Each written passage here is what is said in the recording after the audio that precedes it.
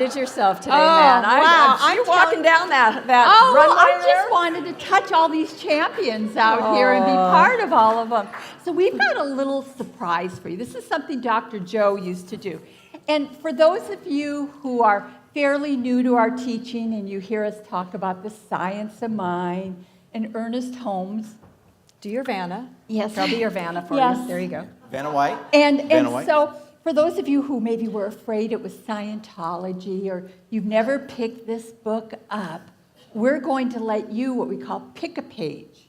And so it's page 25, Reverend Williams? Yes, 25 to 422. You didn't write it down? Yeah, 420. Yeah, I thought you had it. Well, Writing 400 down? and Me? something. Are you Yeah. kidding? I know, anyway, what was I thinking? so we're going to let you pick a page, and then we're going to take turns with each person and explain what our fabulous Ernest Holmes is talking about. And so this is such a beautiful book because, as we've talked about before, and if you've never studied The Science of Mind by Ernest Holmes, he really has gone through all the faiths, and it's beautiful, the teaching. So we thought we'd share a little bit with you. And we might do this once a month. We're going to see how this goes, and that's the plan. Yes, so what's going to happen is we're going to call on someone to pick a page, then we're going to see how many paragraphs there are on that page, then we're going to ask you to pick a paragraph. One of us will read that paragraph, and then we will talk about it. Yes. Are you ready? So start raising your hands. Start raising your hands if you want to. Okay. You're first. Okay, You're first. Bruce. 111. All right. Got to put on the glasses. Oh, God, I forgot my glasses. I know. See, that's why I snuck out. That's why I you went snuck back. out. I'm like, oh my God, I'm going to need I might have glasses. to do Elizabeth? that. Okay, 111. Elizabeth, we need glasses How many for Dr. paragraphs? Lord. Okay, well, there's like 1, 2, 3, and then we can go to the next. 3 paragraphs. Third one. paragraph. Okay, want me to read it? so I think I can read it, Good. but then I'll sneak out. Body, soul, I'm sorry, No, spirit. third. I know, 1, 2, 3. Oh, you're reading the heading. I'm sorry. I'm reading the. This is the fun part, people. You get to see us that worked so well together. Okay, so this is just the topic for it. It's called Spirit, Soul, and Body. And it says, it is necessary that we understand the unity of all life, the unity of God and man on all 3 planes. We have studied universal spirit, universal subjectivity. Thank you. I've got my own, but that's all right. This helps. Subject, which is called the soul of the universe, and universal spirit in manifestation, which is called the physical universe of the body of God. And so really what he's saying is that everything, we are all one, all life, we are all so connected. There's not even bad. We are the ones that label things as bad. And that there is this presence wherever we go. Every person you look at, every tree you see, flower, the beautiful mountains, it is all this one life, which is God, universal spirit. Any additions? I'm going to chime in. Go ahead. So we have this tendency to separate everything in our lives into little unconnected places. And what Ernest is telling us is it is all interrelated, right? Everything is interrelated. You're not body here, spirit there, soul here. It's all working together. And so when we bump into challenges in life, what we want to do is get back into understanding our unity with everything, that there is this power, this presence, this source of life, call it spirit, call it quantum, call it love, that is right there inside of us. And when we start seeing the unity of life and realize we're not alone, that we're not separated from health and wellness, that it's all here right now, we have our healing because we see it's all one thing, not separate. And so it allows us to live in a place where we see oneness, where we experience oneness and wholeness so that we feel empowered to work through whatever our challenges are because it's all here with us to serve us to heal and to reinstate our wholeness that's innate. You're up. I'm up. How do I follow that? That should be the mic drop right there. But exactly. But However, and not but. I know, and we're into and now. With the and, she's absolutely right. Body, mind, spirit, the Trinity of life. Each and every one of you are that. Everything that God is, you are. And sometimes it seems difficult. Even as ministers, sometimes we forget that connection, that unity, that expression that we are of the divine. And so we go into the ditch, as Dr. Joe would say. But when you recognize and appreciate the divinity that each and every one of you are, and recognize the consciousness upon which you are the expression, it allows you to get out of that ditch and allows you to focus your mind to create the life that you want. That is what this paragraph is about. Awesome. Awesome. Okay, why don't Who's you? next? You go. You've got it. You got it, Who do you William. want to okay, pick? since I've- Hands up. Who would like to give us a All right. pick a page? So page 395, Here, I'll help you. I'll do this part for you since you've got that. and then Paragraph. Wait a minute, let's see how many first.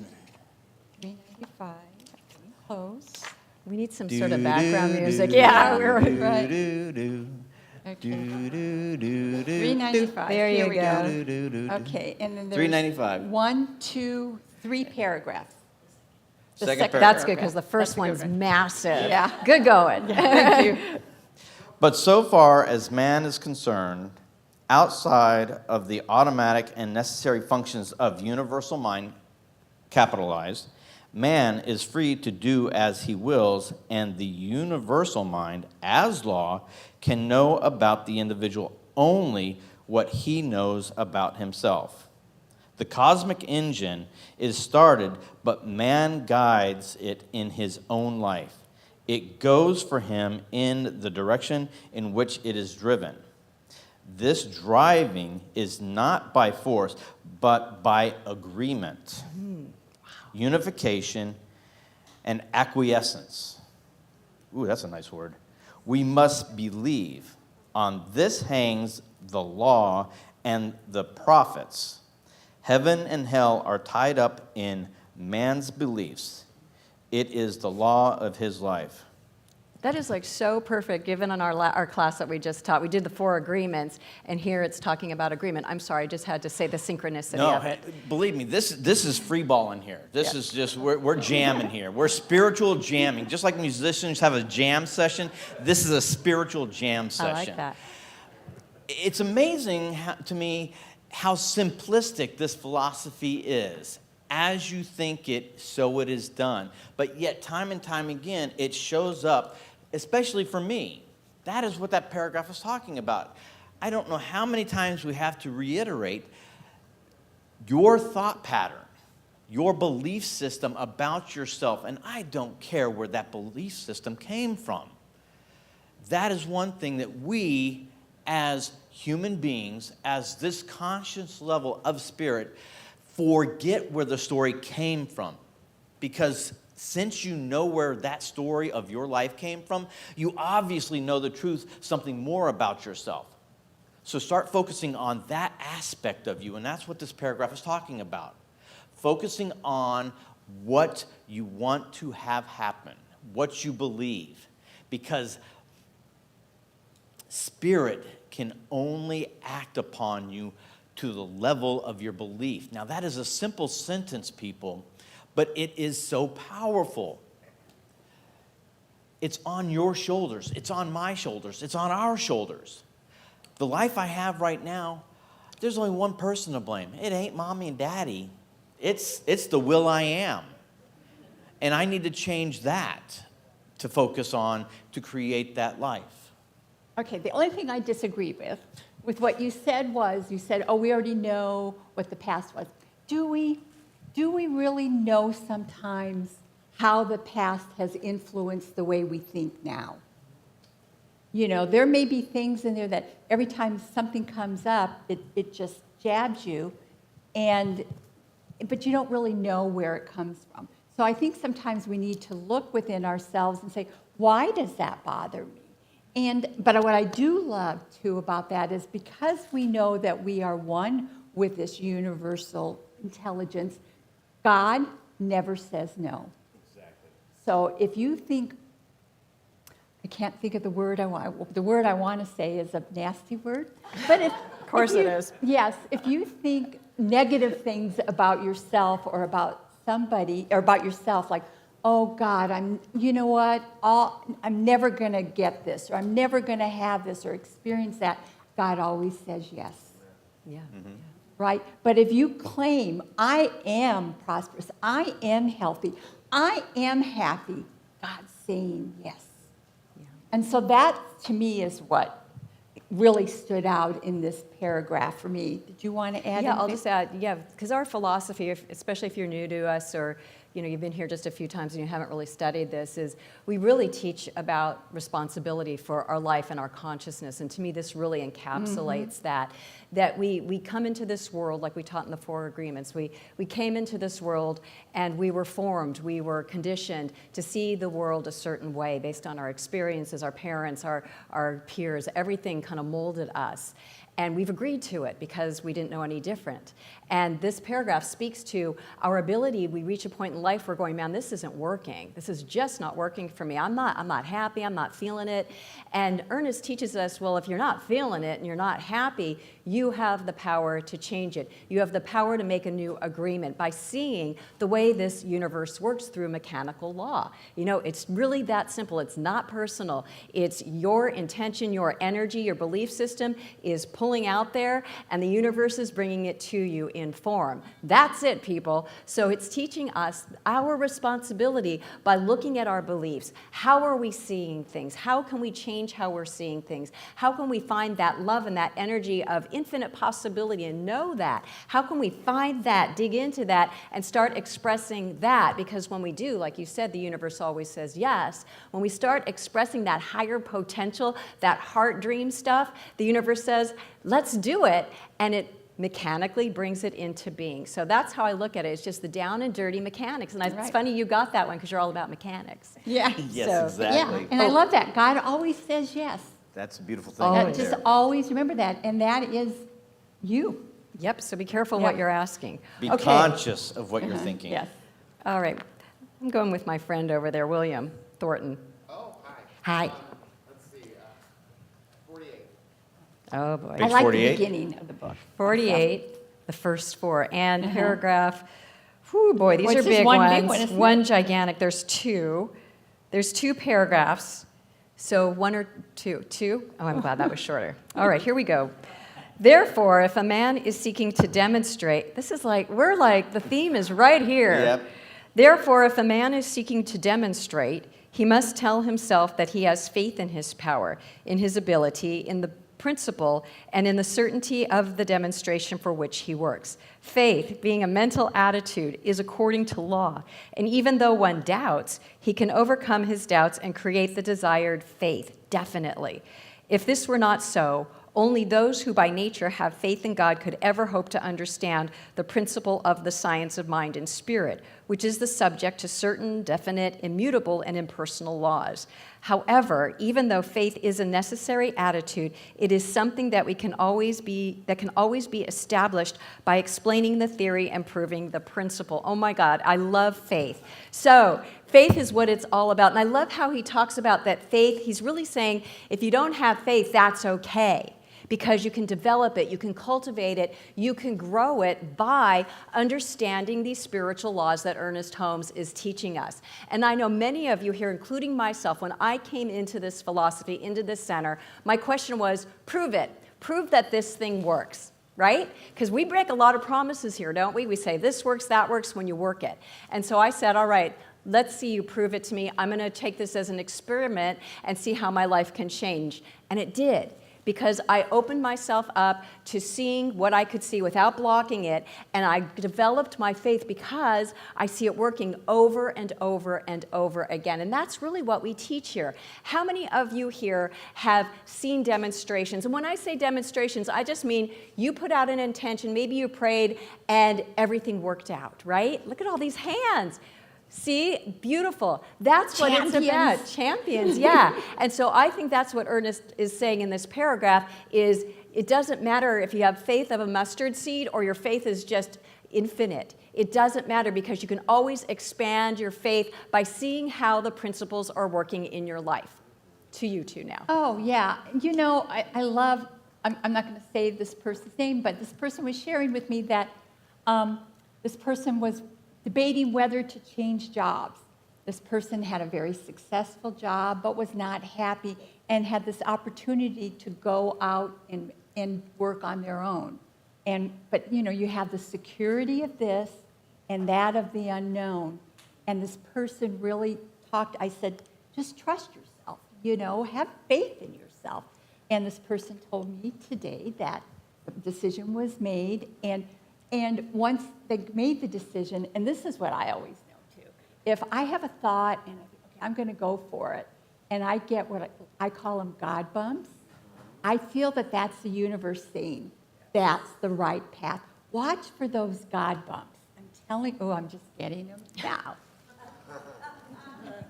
that listen to those, feel those, open yourself, ask the questions.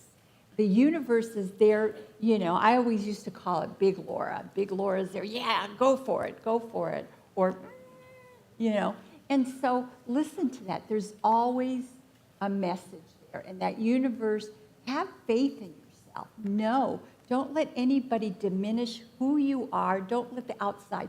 Go within and connect with that divinity that is you, and have faith in it. When you are certain of what it is you want in your life, you'd be amazed how the universe puts people, circumstances. But wow, boy, if that, and you might not even know it in that moment. You might have put this intention out, whatever it was, and something comes up that really is non-related, but you follow it, and then there it is. So listen to that inner wisdom that is always guiding you. I don't have much to say other than this, talking about faith. Faith is the power behind your thought. There's belief, having a belief, not knowing what it is, but there's the belief. But when you demonstrate to yourself that belief and it becomes a truth, that is faith. Faith in knowing. Knowing and faith to me are interchangeable. So by having faith, even though you may have the faith of a mustard seed, meaning that you kind of understand this principle, but you're not really quite sure, when you see that demonstration or that thought that becomes the reality, that's your building block. That becomes your foundation. And as you get more inclined to recognize that faith that you have, it becomes bigger and bolder and stronger. And so your demonstrations or your thought patterns become different and stronger. And that is what Ernest Holmes is talking about here, is having that faith, that strength of knowing is the power behind the creative force of the law, which is the creative aspect of spirit. Beautiful. Ready for You're another up. page? Go for it. All right, who'd like to give How me? about something from the back? Yeah, get some. Barbara. Oh, no, Oh, I'm there's sorry, two Barbara. Barbaras. Oh, Oh, we'll they're do too Barbara close. standing. Sorry, Barbara. Yeah, Barbara Barbara standing. standing. I'm sorry. 279. Come on. Do you want to help you? Yeah, I'm on 220. 270. It takes a village. Boy, man, it takes a village well, and this glasses. book Do, is do we need the heavier. pulpit? Yeah, really. We need that stand here so we can do That's this. okay. Yeah, here. There you go. Ooh, mental equivalence. Ooh, two Oh, paragraphs. that's a fun one. Ooh, Number that one. starts it. That's very good. Okay, so this is mental equivalence. So if we know that the power with which we are dealing is principle and not personality, if we know and believe that mind is the only actor, cause, effect, substance, intelligence, truth, and power that there is, if we have a real embodiment, then we can demonstrate. If we lack, if we are poor, if we are without friends, if we are without opportunity, we should be sure to erase from our consciousness any sense of lack. We erase thought from consciousness by pouring in an opposite thought. This thought meets the other and neutralizes its effect. It rubs it out just as we rub a chalk mark off a board. We must maintain a consistent, positive, aggressive, mental attitude in the truth. Oh, that is the mental equivalent, right? That is, so what are you focusing on? Something, I think I shared this in my last talk that Neil Donald Walsh talks about. Be the source. If you want more love in your life, more friends in your life, then be that friend. Be that love. Give what you want, and the universe gives you more. If you want more prosperity, go give, even if you don't have that much, give it away to somebody who even has less. Be that source, and then the universe says, oh, this person is a source of that. This being understands that it has all it needs, and that the universe will always provide. So whatever it is you want, you think is lacking, be that. Find an area of your life, where you can be that which you want into your life. That's my little. Definitely. I tell you what, trying to follow these two ladies is difficult. Well, you go first. You're doing a great job. You're doing a Yeah. great Doing a job. great job. But yes, it's the belief and the faith of that which you want to have happen. It's having the mental equivalence that's in your mind. By by having a statement, when it's negative, all you're doing is you're having the law create that in its positive form. So if you're saying that I don't have any friends, or I don't have this, that, or the other, Spirit, the law, is going to manifest into your life that statement. So we, as the physical body of Spirit, always need to be conscious of what we're thinking about. That what you want to experience, that is what you need to be, like Dr. Laura was saying. And when we're talking about I don't have anything, it's time, treasures, talent. Giving of your time. If you don't have any money to give to somebody, give your time, give your talents. If you're an artist, draw. Create that joy in someone else's life. More often than not, how many times have you done something for somebody, and when you do that, you actually get the joy when you see that expression on that other person's face, when you've done something for them unexpected. By being that what you want to experience allows that door to open up to allow Spirit to fill in that void in your life and create that positive expression of what you want to experience. Yeah, I'm going to pull a different thread. I love that word embodiment, the word embodiment and what we're identifying with, because what Ernest is trying to pivot us to see, as we've been saying, that we are this divine, unlimited energy that is really, it's really something that's not formed until our mind forms the energy into who we are and what we want to live into. And, I was looking at some pictures of me from a long time ago, and I just go, God, I look so sad and just constricted, because that's what I was identifying with. I saw myself as lacking, as not being good enough, because that's what I thought I was. And so that was my mental equivalent. I thought I was small and constricted, and so my life was small and constricted. But I come here and I learned that I can change my mental equivalent. I can change how I see myself, what I identify myself as, what I am embodying.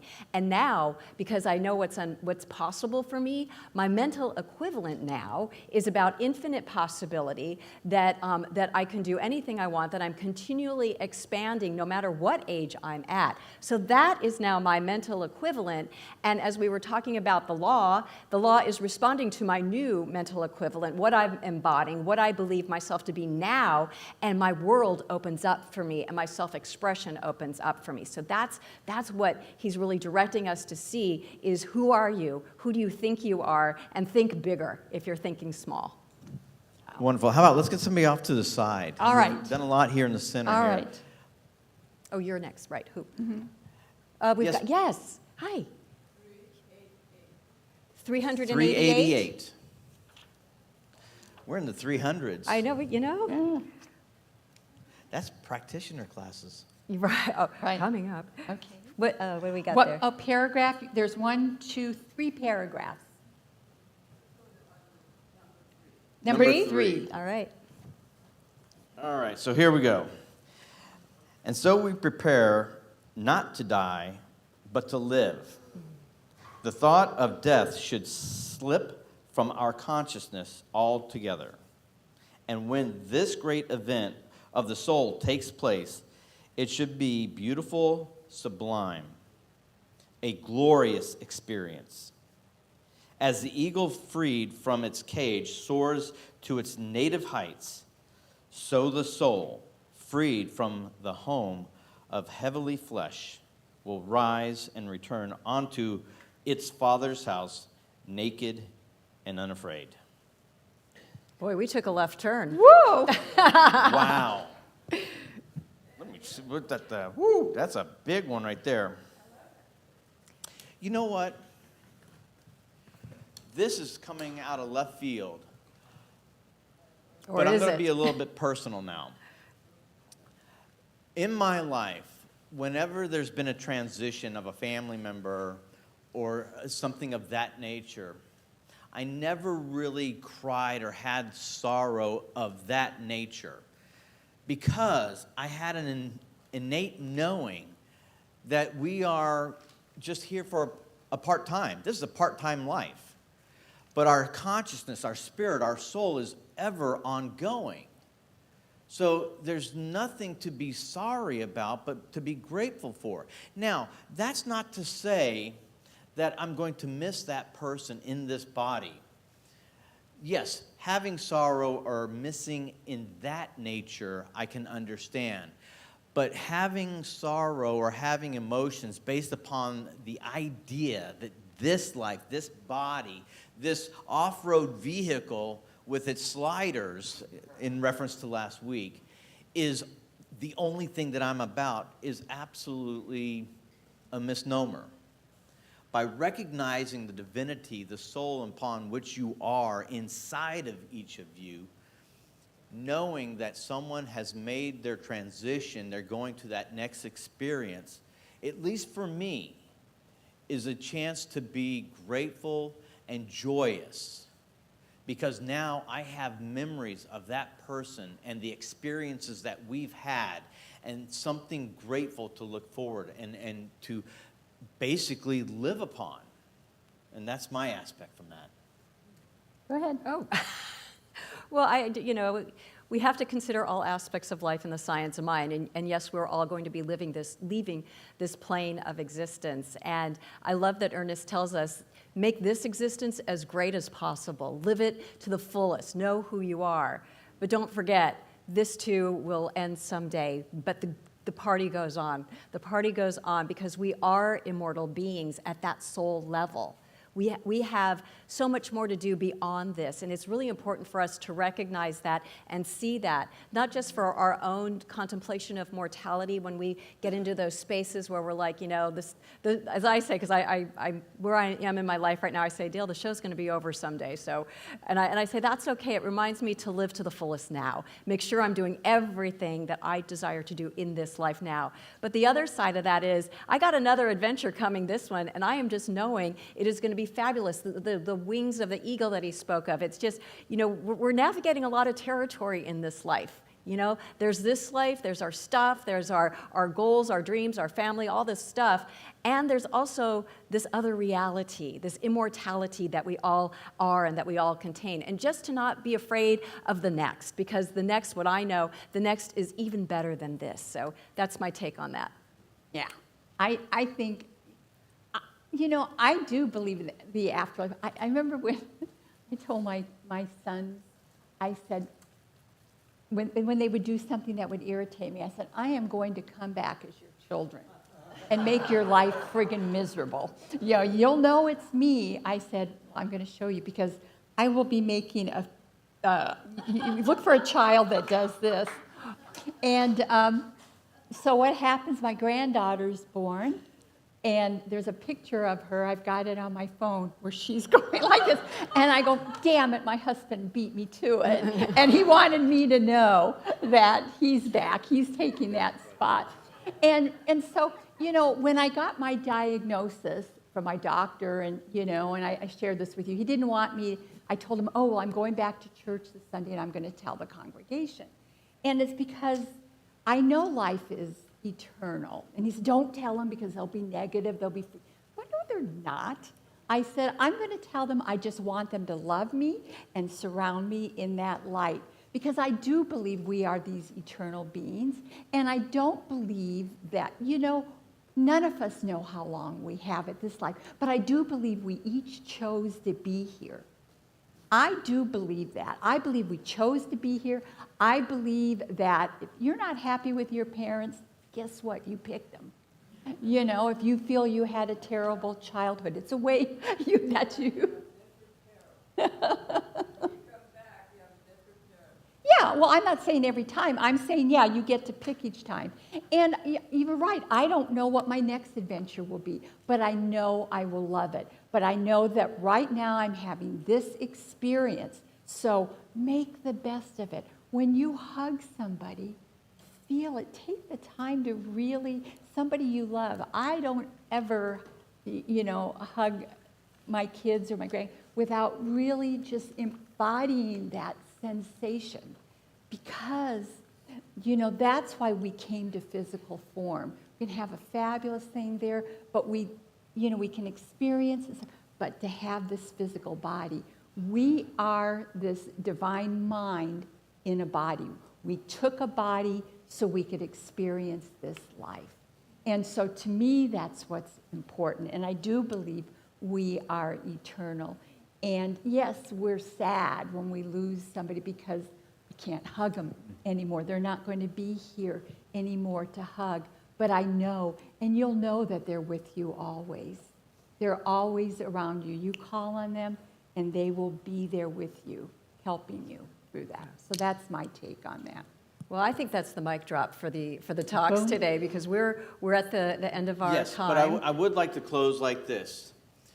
Did you notice how each one of these randomly picked paragraphs, how it flowed? How there was continuity in this expression. Again, that is proof that Spirit works perfectly all the time, even to the part that our last paragraph was about death or transition. This is the end of our talk.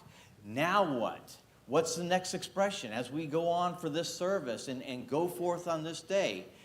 That last paragraph was just talking about this service in its context, about what you want to experience. Your mind creates the reality and the life that you want.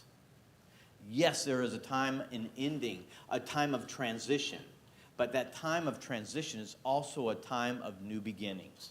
And so I'd like to, with the three of us, we'd like to thank you so much for participating in today's service with our Pick a Page. And this is something that I think that we will want to do. We are monthly. doing it. The fourth Sunday of the month will Right. now be Pick a Page with the three of us. So And- we're and- looking forward to Yeah, and really, I really recommend for those of you who have never read this book to pick it up. It's amazing. Even if you're just having something going on in your life, in the back there's like here's, let me find, security, and then it gives you the page number and just a little sentence to see if that resonates with you. It's amazing. There's beautiful prayers in here. It is a beautiful book, and I highly, obviously, we've got a whole movement, going all over the world in the science of mind. But it sounds kind of science of mind. What are they trying? But it's teaching you the power that you have in your mind to create the life that you want, everything you want. Yeah. Thank you. Thank